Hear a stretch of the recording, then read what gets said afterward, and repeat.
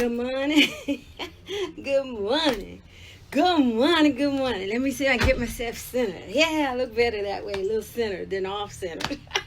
Good morning, y'all. Good morning. It's a beautiful day. I mean, absolutely beautiful. Sky is clear. You hear the birds chirping, right? And we hear everything that's going on. Hey, y'all can't see, but I got my toes out. Look, got my toes out. It's warm. It's getting hot up in here. It's getting hot in here. Let me make a little adjustment. It's getting hot in here. And you know, as always, I always say, I am so glad to be alive in spite of what's going on around here. I am so glad to be alive. And you listening means that you are glad also. I just wait for y'all to soak up some of this nice weather today, wherever you are. If it's nice, so nice, still celebrate being alive. Celebrate being alive. Our news is so depressing and make us feel so bad, but I want you to wash your hands and pray for protection. Today's topic is gossip. I want you to raise your hand if you are guilty of gossiping. I am. We all are. You know, but there's different forms of gossip. There's an old saying we used to say as children. We used to tell our friends when we felt betrayed, when we felt bad about something we heard someone say. We'd say, sticks and stones may break my bones, but words would never hurt me. That's what we used to tell them. And we would wiggle our head just like that. Sticks and stones may break my bones, but words will never hurt me. And then we probably, when we finish saying that, we stick out our tongue like this. Because that was the only weapon we had. That was our way of getting back. A good, clean way of getting back. After that, we probably turned our backs, turned ourselves around, and patted our old little butts at the same time.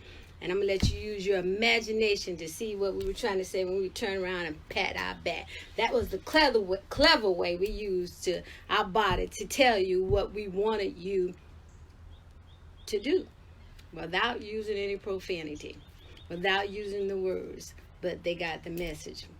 From then on, we probably didn't play with you anymore that day or maybe perhaps that week until we felt better about what you did to us. And that's the way the world was back then when I was a child. We didn't hold lifetime grudges. Well, I didn't. My friends didn't. And that was the end of our tragedy at that time. Nowadays, as adults, gossip can be quite devastating. Because now we know that words matter.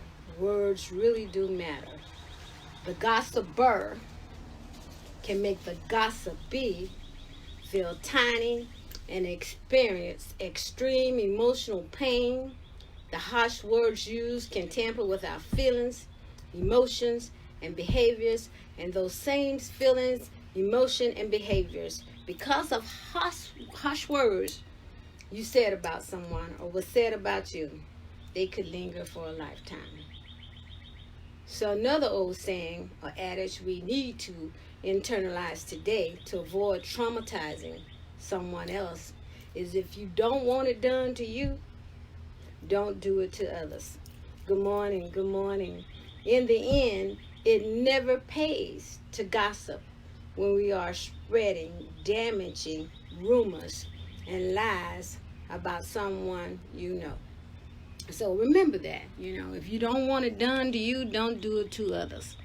Gossip used to hurt people in order to make us feel good. That's what we use gossip for, so we can feel good. Make us feel good. It's wrong. Gossip destroys reputations, family relationships, co-workers relationships, church family relationships, romantic relationships, and all of the other types of relationships that you can think of.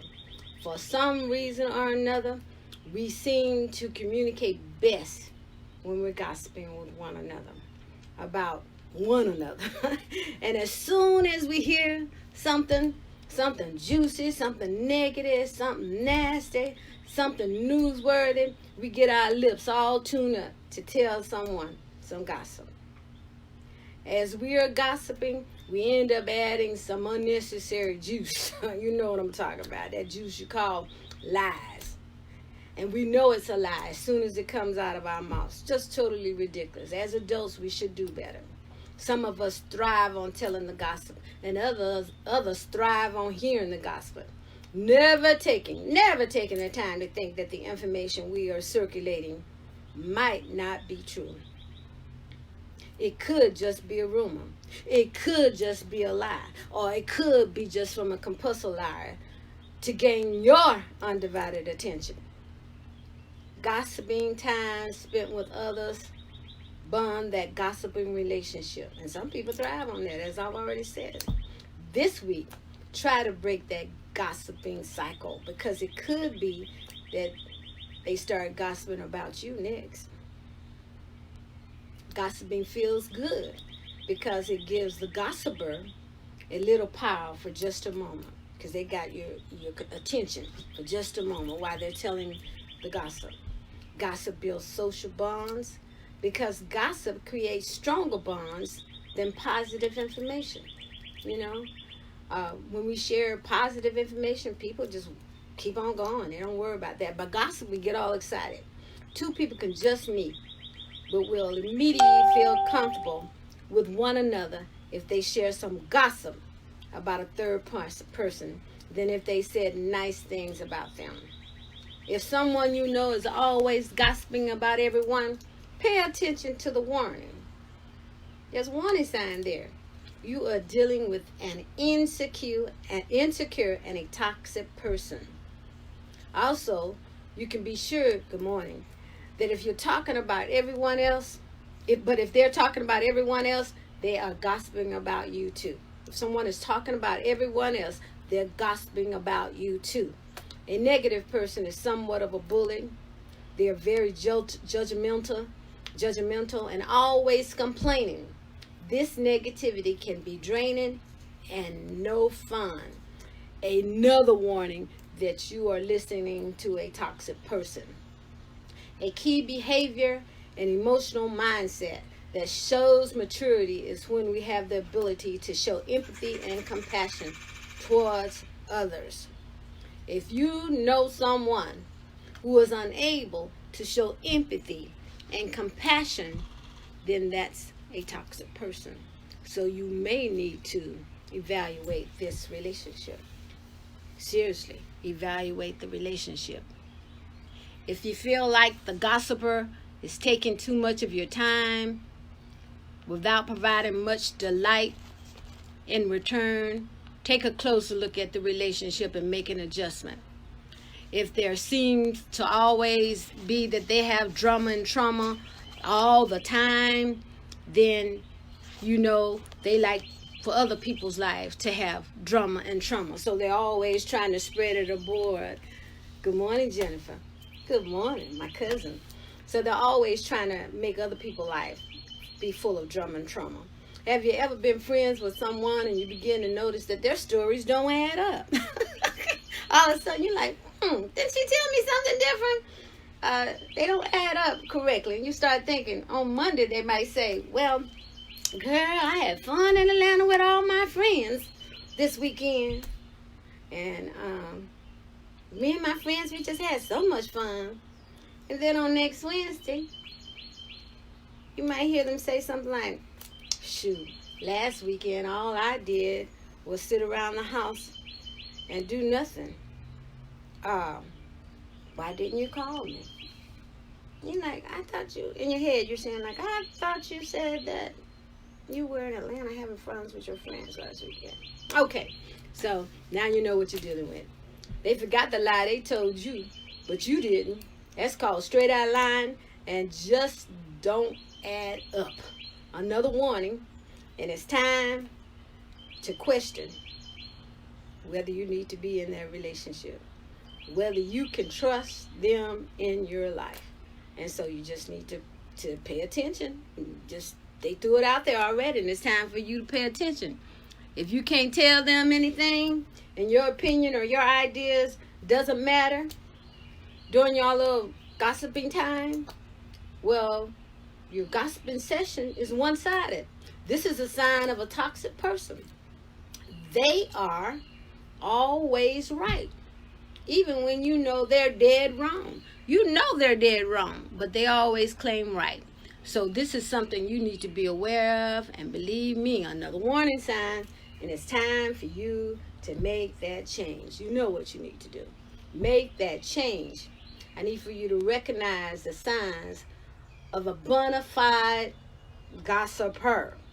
They do many things, but some of the ways they do things is that they are seeking revenge on someone to get back at them, and you don't know it. And so they're seeking revenge against another person, and they are using you as a co-conspirator. And how do you become a co-conspirator? They are trying to get attention, and you are giving them the all the attention they want as they share this gossip to get revenge against someone else. Sometimes they're envious of other people. So they might not like your hairdo and think you're looking nice in your clothing and stuff. Now they start to make up stuff. And so they're envious of a person for no reason at all, usually because of jealousy, envy, and strife. And here you are agreeing with them when you listen.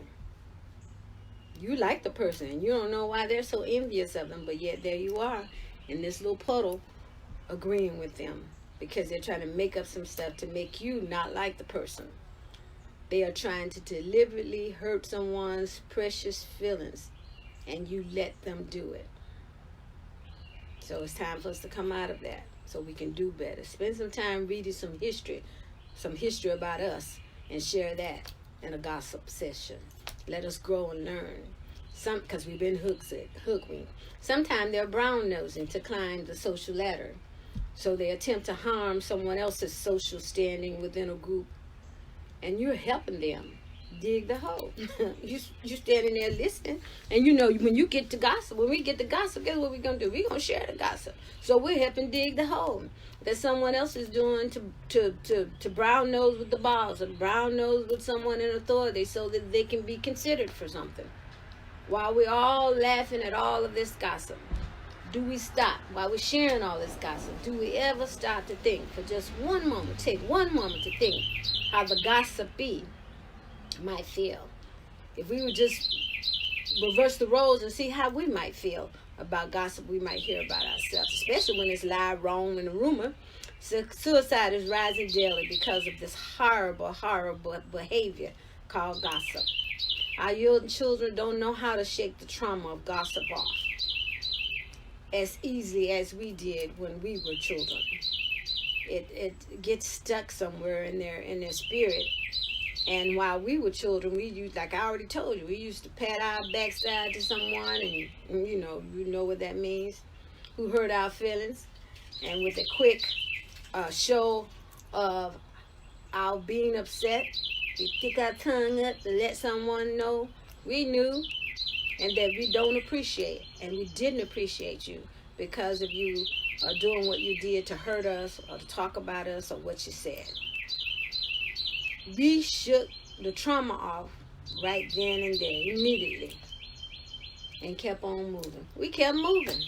But now, in today's society, our young people, the generations behind me, they're very sensitive. And once the gossip is exposed to the gossipy, it can be very, very devastating and humiliating for them to hear that someone they thought whom liked them is talking about them. And so we have to be careful. Knowledge is power, and some words have negative connotation. The long-term negative impact is that we have damaged someone's self-esteem, their self-confidence, and sometimes this negative damage, it impacts and contributes to depression and anxiety and fears and suicidal thoughts. And so we have to be careful about what we say, how we say it, who we say it to. Gossip keeps trauma and drama. It ignites trauma and drama constantly. It keeps it going all the time. Just a vicious revolving cycle. So this week we are going to work on trying to stop gossiping all the time. We want to break this vicious cycle of gossiping. We want to break the gossip that is abuse with toxic folks. You know, we're going to always talk about something. And someone said that it's hard to hear me, so I'm going to speak up a little louder. So gossip is an abusive cycle. Sometimes when we do it, so we have to be careful and think about that. Why don't we try thinking and reading and sharing good and positive information about our history, about our ancestors when gossiping? And try our best to remember that if we don't want it done to us, don't do it to others. And so as I get ready to close, I want you to know that things come up. We are going to be doing a lot of things as we go forward here with Change Tomorrow Today. See my t-shirt, and on the back, I don't know if I won't do that because I might think I'll be trying to do something I said earlier that we would do. But look at the t-shirt. And if you want to order one, you can visit our website, because certainly y'all have got to know, with all this trauma and drama we got to hear in the news from the head on down, that we're in a bad way. The entire world is in a bad state. And we've got to start trying to figure out now how to change tomorrow today, or we're not going to have a tomorrow. I mean, we already know that, you know, the world we're in, but I'm talking about as we live in this earthly realm, we want to try and make our tomorrows better. Not just for ourselves, but for everyone else. So if you want to order a t-shirt so you can boldly walk around as I do and say change tomorrow, we get it 365 days, a calendar year, and we can try to make a change however it is that you can. I want you to stay tuned even more closely to this. Tell your friends and relatives to listen, because we're getting ready to have a big announcement coming out about Change Tomorrow Today. It's coming soon. We hope to be able to make this announcement in the next few months, and it's going to change the world. And we've been praying about it and working on it in paper, and we finally made some progress in getting finances to go forward with a plan that has been in effect on paper since 2017. So stay tuned and be aware of your surroundings. Be aware of the friends that you choose to be with. And I'm about out of time. Looking at the clock, I'm about out of time, and I don't want to hold anybody any longer than I promised to. But I do want you to make it a good day. I want you to make it a good week. A lot of students on spring break, and there's extending spring break into another week, you know, if you want to call it that. But it's for your protection. And so, you know, be protected. Be protected, you know, wash your hands and pray. And pray that this virus, it moves on very quickly, and we can get back to a normal lifestyle as it is. Pray for you. That's what I'll do. And you pray for me. Pray for Change Tomorrow Today and all that goes on in life, because I'm not trying to force the Lord God Almighty on you, the Most High. Remember, that's my disclaimer. That's who I believe. You don't have to believe the same, but we need to believe in something. And so try prayer. And so I want you to continue to text me at 850-665-0634.